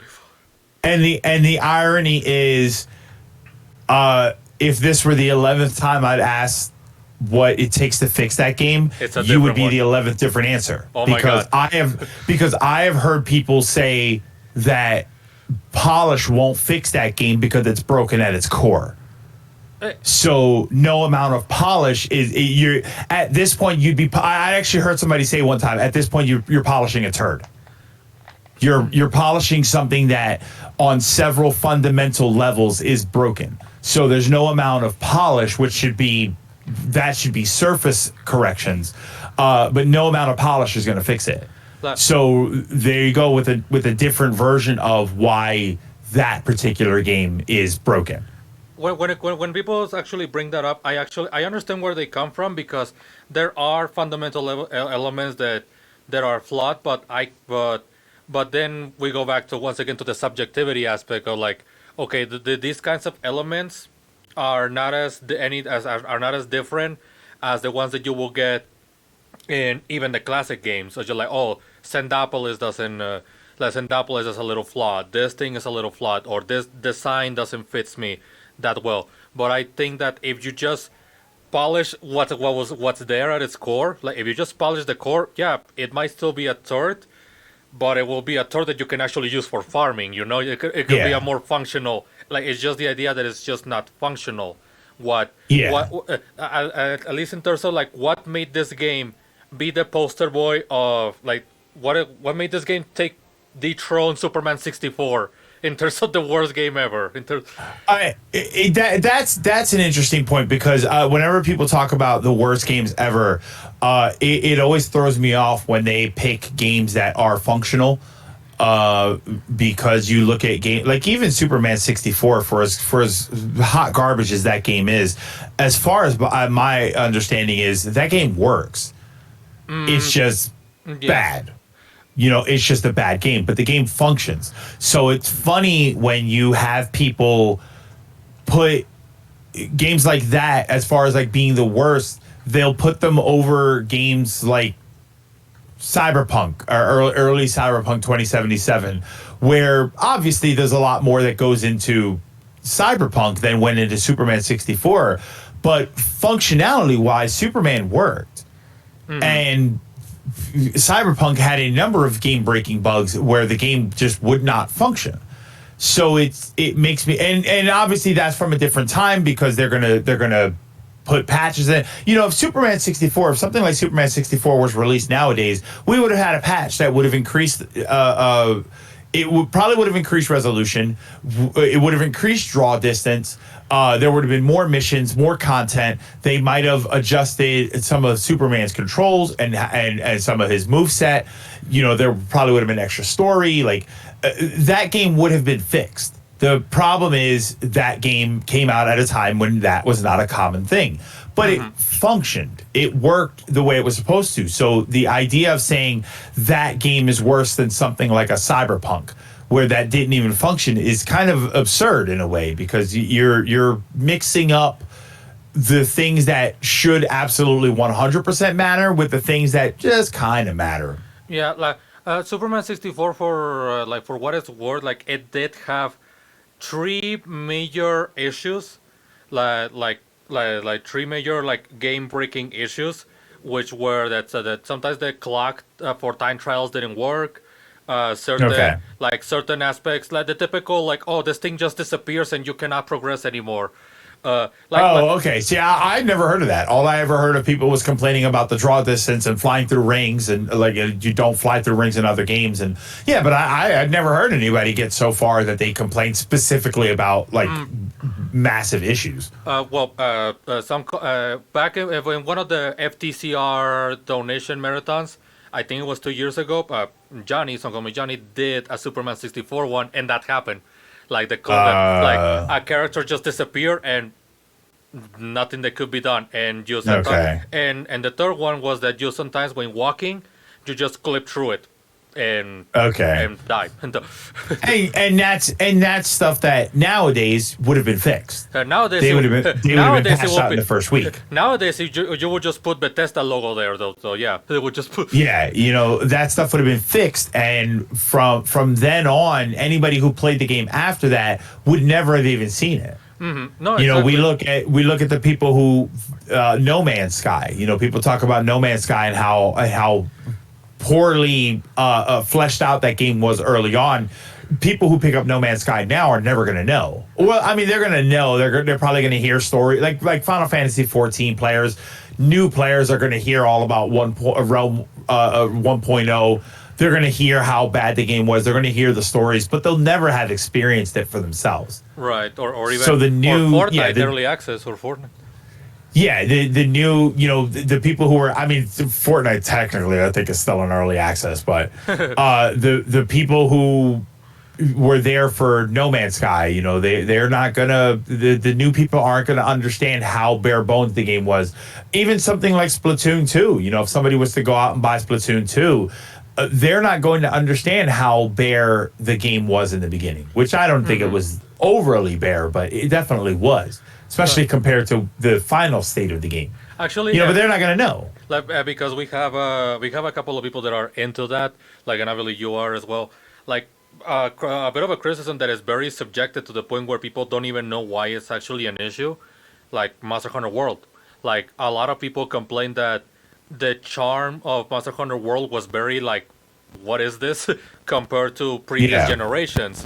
Like something that even you and I had talked about, and why Rise was so important to a lot of people, given that it was that return to that charm and human element of everything that made Monster Hunter matter in terms of the balance between human and nature.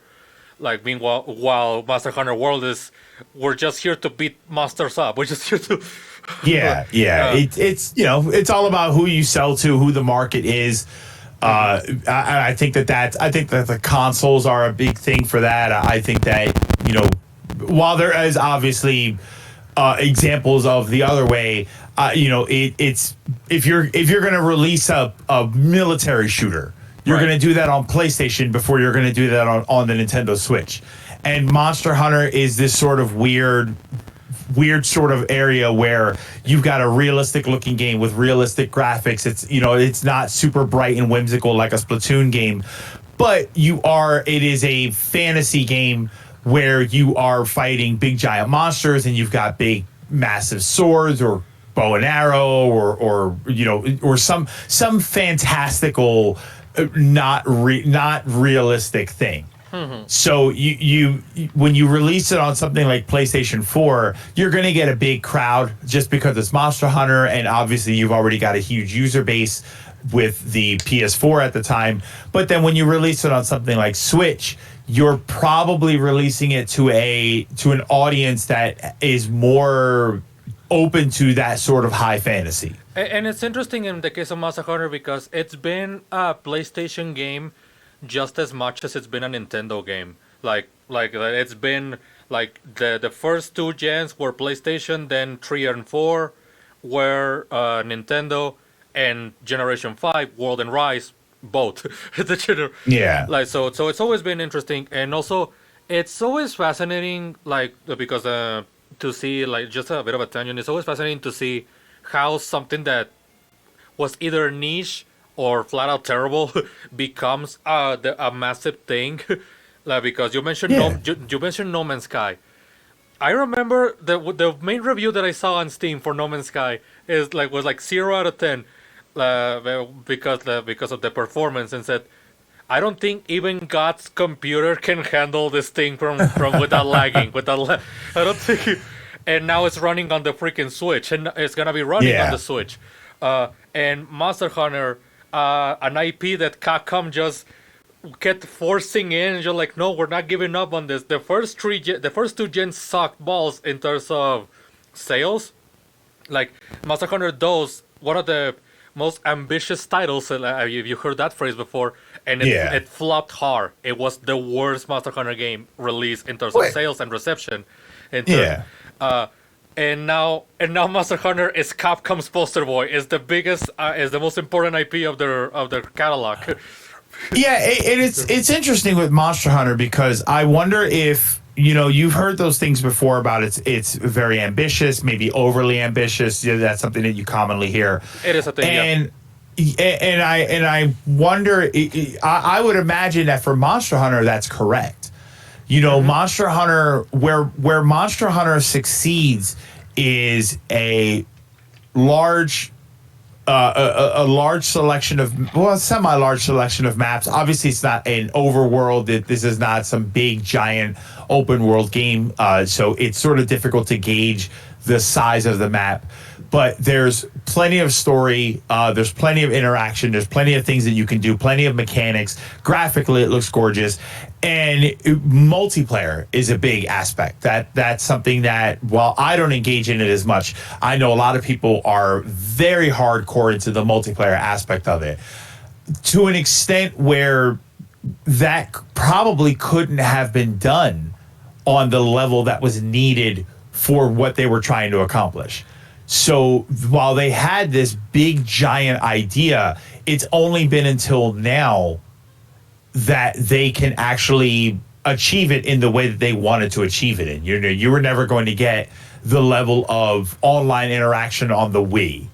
Not the way you can get nowadays. So now it is almost like the technology caught up with the franchise. And now what you're seeing is, especially with World, you're seeing a massive user base that has discovered, hey, this is actually really, really cool. And I get very functional features that complement this game and this style of game. Like, So in that the early criticisms were probably correct, but not because the game had a problem. It was because the technology could not provide the experience that the game was trying to sell you on. actually, And now you can.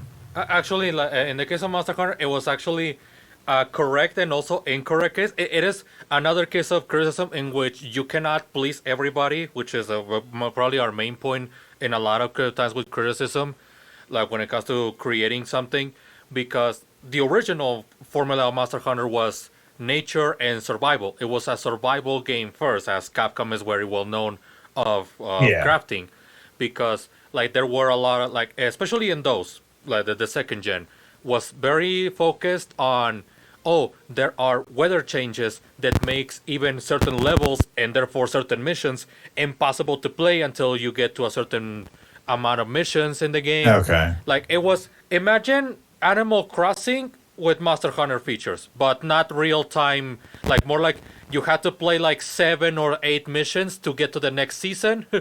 And Okay. like I mean, that's a bit extensive. yeah, like the crafting of it, the crafting in the game was very limited. Like you had to get certain books for crafting and then put them on your Yeah. back. Again, it was very it was the technology was there. It's just that the concept was very, like somebody said that it was the equivalent of mint ice cream. Like not everybody's gonna like it, and therefore Yeah, the reception yeah. was very poorly. And as the games have progressed, they have become the DPS sort of like MMO that it is today. And Yeah, definitely a more actiony, style of game, mission based. Not open world. It's almost to the point where so many games are doing some sort of an open world map that this is almost it's almost its own genre at this point. it became like it turned what's originally the sandbox formula into a subgenre, which is now being open world. I'd say that Gen 5 of Monster Hunter is more sandbox, because again you have the map, you have your one map for your one mission, but you can do whatever. You can hunt this other monster in case, or just mess around Yeah. with the environment, like. And but even ever since Gen 3, they've been slowly but surely changed that to the point where even something as fundamental as the multiplayer is now optional. The last 4 gen, that wasn't a thing in the last 4 gen. Like you better had your friends, or you were. Yeah, that's what I had heard about World, is that up until now you kind of had to engage in the multiplayer. Yeah. There wasn't a version of the game, a way to play the game where the single player you could get the story. Which is probably why I never really latched onto it. I'm definitely more a fan of being able to play it individually and then going online, and you could probably progress online, but realistically you just want to go online with other people and fight monsters. Yeah, and like so, which to the point where, and now people are criticizing that aspect, because people are like, well, this isn't Monster Hunter anymore. This is just an MMO, and what wants to which is to that point of criticism. Like, at one point, do you actually care? Yeah. And you're just well. I would not agree that it's an MMO. I definitely don't agree to something like that. I still believe it is a very mission based game. That to me is how the game functions. It's not an MMO where we can go out as a party into the world. If we go somewhere, it is basically an instance. When I say MMO, I mean in the whole DPS format of fighting. You're like, oh, you do this, you do that, and we just try to beat them up, and we just like. Yeah, but that's going to be more multiplayer as Right. opposed to massive multiplayer, which is a lot of people playing all at once. So I wouldn't. I remember there were people when I first got into World, there were people that were using the term MMO, and once I played it, I'm like, okay, it's definitely not an MMO. It is a mission based multiplayer game. But it can be very elaborate. That's sort of the difference, and that's why I say it almost feels like its own genre at this point. It's a Yeah. multiplayer game, but you're not going in for short multiplayer experiences. You're going for 50 minutes of monster hunting and exploration, and that's even if you have the timer on. If you turn it on to free exploration, you can just go around and explore. The Yep. problem with that to me is that there's just not enough to do in that game for that. Right. So I find no reason to go out into a map and explore multiplayer that isn't just go online multiplayer and go kill something. There used to Malzeno or whatever. there used to be a reason for that, which was called the expeditions, in which you get the village points Yeah. instead of Okay, the so you got currency. village points for it. Like, that used to be the point, but nowadays, since you get village points from playing missions as well, then yeah, it's pointless. And it was part of Yeah. the reasons why I criticized War, where you're like, well, now you're forcing me to do the expedition with, but I don't. But there's really no reason to. Yeah, Other there's not than, really any reason to do other- that. I think I did one of them just to sort of explore the map a little bit, or I think I had to discover like the camps.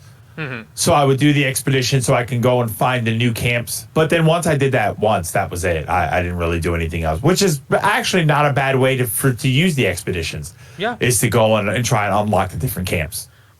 Yeah, no, and you're absolutely right.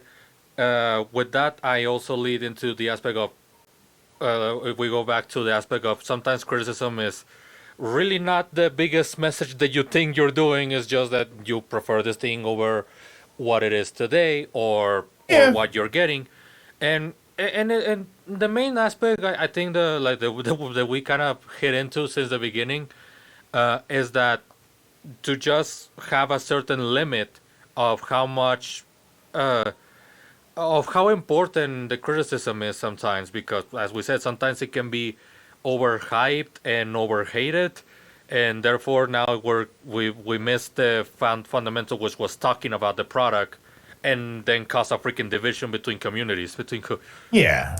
And that's what you don't want to do. You don't want to create some sort of massive division. It's one thing to have a hot take about how you feel about the graphics or how you feel about certain things, but that comes down to an opinion, and a lot of the time that's just fun. I don't mind getting in the mix with people about the graphics or whatever. Like if it's a personal preference thing, but you need to understand how important those things are. You need to understand and acknowledge that what is important to you may not be important to others, and what is not important to you may be very important to others.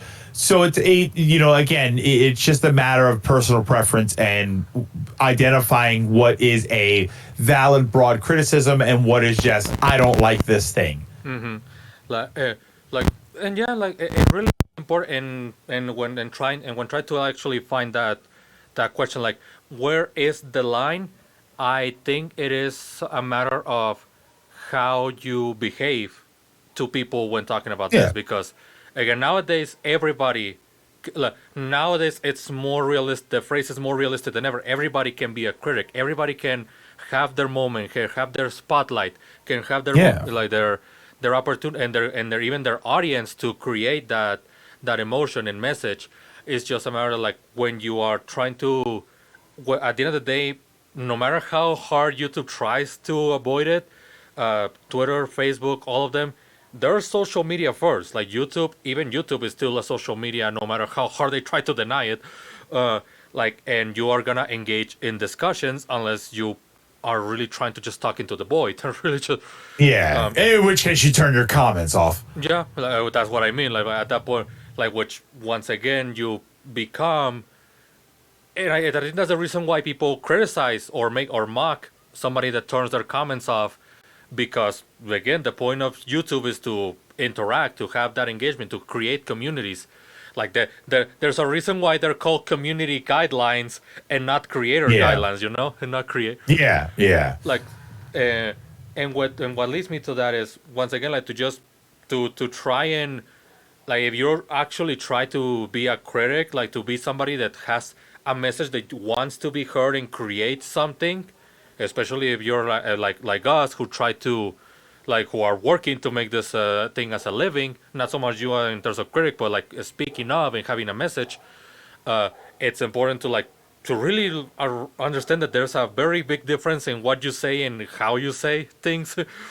uh, Yeah, yeah. as How you present that information, how you present your argument, and some people are better at it than others. That's definitely something that to identify. And some people are they're just not good at breaking down and disseminating what it is they're trying to say and then spitting it back out. They know what they want to say, they just don't know how to say it. And that's fine. It's probably good to understand what your strengths are when it comes to presenting that information. And to be completely honest, you need to be open to criticism yourself. If you have a criticism about something, you're allowed to have that criticism, but acknowledge that other people are allowed to have their criticisms about your opinion. Exactly. And one of the first things they're going to have, one of the first criticisms that they're going to have is they're going to question what your criticism is based on. like, They're going to want to know, why don't I don't like this. Well, okay, why don't you like it? I don't like the graphics. What do you think is wrong with the graphics? They have every right to question why you are criticizing a certain thing, even if you like it. If you say, "Oh, well, this is," if the overall thought is that something is bad, and you say, "Oh, well, I think it's great," it's important to understand. Well, why do you think it's great? What do you think the pluses are? And you should be able to articulate that a little bit, a bit. And some people are just not that good at it. Some people they don't know how to break it down. But I think that's important, is that you know how to do that. as another quote from Magma, like, Elden Ring fails on every aspect of game design. No, I'm not going to elaborate on what those aspects do I consider. That's up to your imagination. That's up to you. And that's the gag of, I just want to hate it. I'll figure out why later. Yeah, like it's part of why from the show I have this section. You're gonna laugh, but also feel uncomfortable. I apologize in advance. I call it "Crying Brian." I told you, but because it's exactly that. And the first and part of the pilot is like the grass is the fucking booster pack. Like the grass makes Mario Kart completely irrelevant because now I cannot race to the very clear cement tracks without thinking about that grass. Like it's clear. Like people tell me to touch grass, but Nintendo clearly hasn't, because they don't know what grass is. Because if they put more grass in the game, I'd know how to touch it. Exactly. Things like that. But it comes to that. Like I find interesting and very ironic how people tend to really hold on to the death of the author essay, which is the whole, like, once you create a piece of media and people talk about it, that thing holds a certain relevancy. But they think that the process ends when they make the piece. Instead, when in reality that essay was supposed to create discussion in general. That somebody create this piece. Here's my piece that talks about it, and then people can also treat you as the new piece of art that is being created. Like they can criticize my critique of your critique, or they can use my critique as evidence to further criticize yours, or it grows. It's almost like a living organism. Once information and opinions get out there, the perception of those criticisms are going to evolve, and they're going to change, and they're going to become a discussion, and they're going to take on a life of their own. Like it's actually because in 1975, a bit of history, there was a book created about the cultural gene, which is technically the invention of the word meme. Do you know what what the term actually means?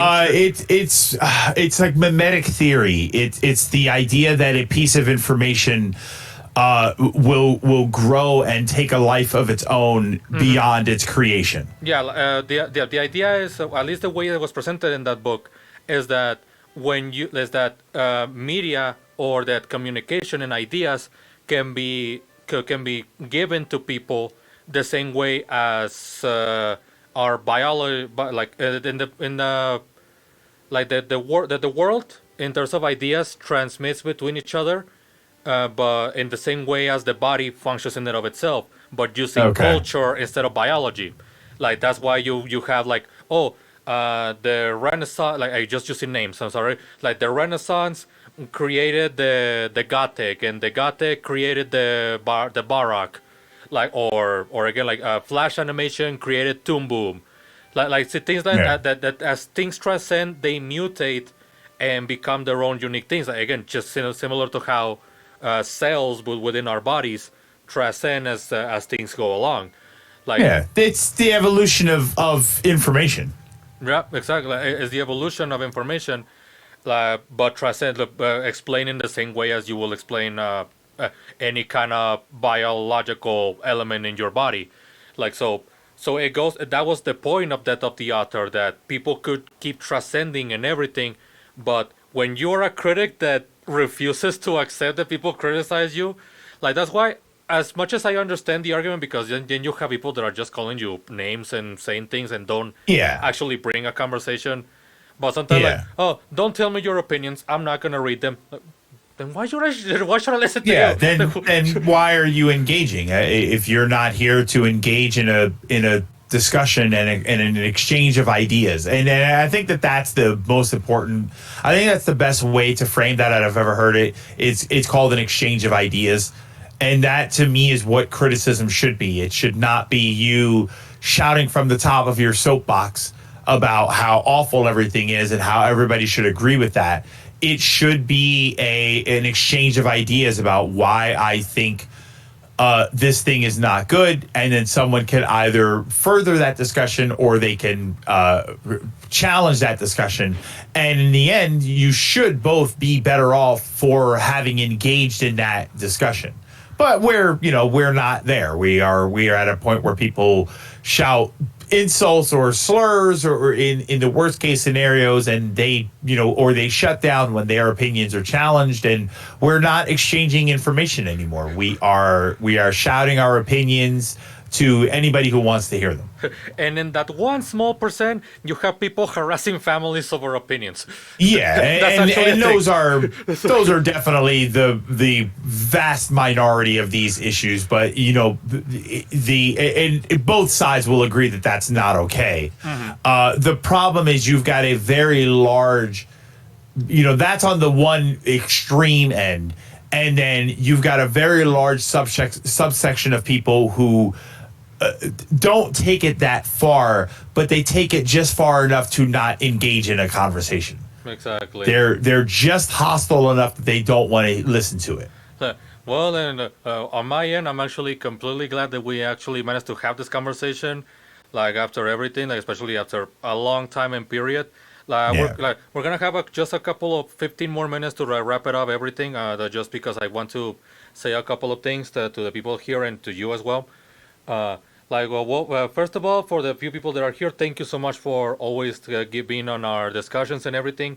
Reminder, because we are launching it back, we already have some content already available. We do have our Patreon, which you can find in the about section before down below, where the typical stuff like the Discord access and some rewards. One of them being exclusive content and exclusive videos. We're already starting with some Mario Marathon. We already have Mario 1 through All Stars. So you can check that out. We are working already on 64 and all of those games. And as well, again, the tiers are on a price that can be very adequate, but also but also adequate to you guys and to the freaking PayPal commissions. But that's a different story. Obviously, and with that, the intention with that obviously is to increase the production of the show, have a better pacing now that there's gonna be a commitment to it, and obviously at some point to actually start paying Greg for it for being here at least once a week. You laugh, but we have talked about this. I do plan on doing that. You are one of the people that I want to at least have involved to at least once a week and all. Like, Oh, okay. like I know it's been a year, but I did tell you that. I know it's been a year. Yeah, yeah. That's all right. You get big plans and they take time. You wanna try and make sure you do them right the first time. We Which I can promise you, it's not going to go right the first time. Yeah, true. It's never going to go right the first time. You just sort of shoot your shot and give it a. And I probably should take my own advice in that, but it's really just kind of go for it. Yeah, no, that's why I kind of opened the AGM logs as well, which you can also find there on the YouTube channel. Because as I'm working on the Gray Line show, which is the main project, the one that is a big show, I also still want to make content because then the algorithm might just kill me on arrival. Well, you diversify. You get, this goes up on YouTube. This goes up on a podcast site where people can download it and listen. Mm-hmm.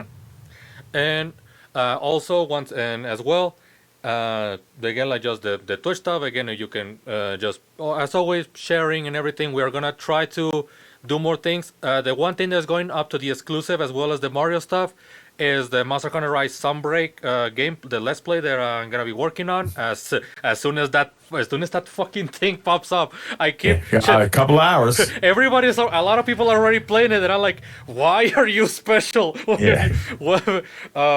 But you get the reviewers, people review copies and stuff, or I don't know if they're in regions where the game already came out. Yeah, New Zealand and Europe. Oh yeah, no! Well, you're not playing on their. It's not connecting you to their servers, is it? I don't know. I don't understand why that's the thing because it wasn't a case with the patches with the events. Like everybody was getting it on the exact hour worldwide. Like what was midnight for some. Yeah, no, I don't get it. Like there's that. Obviously, like check everything out. We are definitely working on content, and if you sign up for the Patreon and you don't get the access to the Discord, send me the DM there so I can give you the link and all. Obviously, Greg, if you ever want to join, I'll just give you the link. You don't have to pay for it. I appreciate that. And obviously, because as always with this year's event, like it's my birthday and everything. Happy birthday! Yeah, thanks, man. But this one is again. I want to give the quick, well, not quote unquote quick speech. As many of you know, last year was I thought it was gonna be the last. That I'm just gonna put it that way. That's it. Like, but because of the support and help from people, and overall the support and attention and everything, we are here. Like here, I am here. And obviously that means something. That is something that even if in terms of content I have not been able to prove it, because I was definitely in a very strong case of survival mode. Of I don't want to put time on anything rather than on my job, so I can be sure that then I can be ready to do everything else. So yeah, like again, you get the idea of yeah. Oh, we're glad to have you. We're glad you're still sticking around with us. Yeah, and obviously that goes to you as well, Greg, because even if because you and I have always been a little bit like, hey, I'm here. You need me, and then all right, back at you, and then nobody's here for anybody. And there's no but you know that whenever I try to approach you, that's the reality. I know things have also been really rough for you as well, like personally, socially, in a lot of areas. But I'm really here. Like for real, like that's all right. I appreciate it. Mm-hmm. Like I know you tend to avoid this kind of moments, but I actually think that they are the most realistic things to do when you care about somebody. And also, obviously, for you, Dragoon, like you've also been very active and very proactive and very supportive of the content that I make, and sometimes with a lot of discussions, you have definitely helped me on being very good with my speech and to think a little bit more of my speech by also practicing it instead of just doing it on the void. And because of that, I also thank you. I just have I've been also writing messages to a lot of people. I did not write it to you because I knew we were gonna have today for this. No problem. But yeah, no, like that is the main thing. We are still here and definitely better than before. But like we're like definitely still things are a little bit rough. If things go well, I might actually end the month with the house. But again, it's still something that we need to be sure. A very humble one, but one Hey, nonetheless. it's something that you got. Yeah. It's something that'll be yours and no one can take away. Yeah, Hopefully. except the bank, but still. Yeah.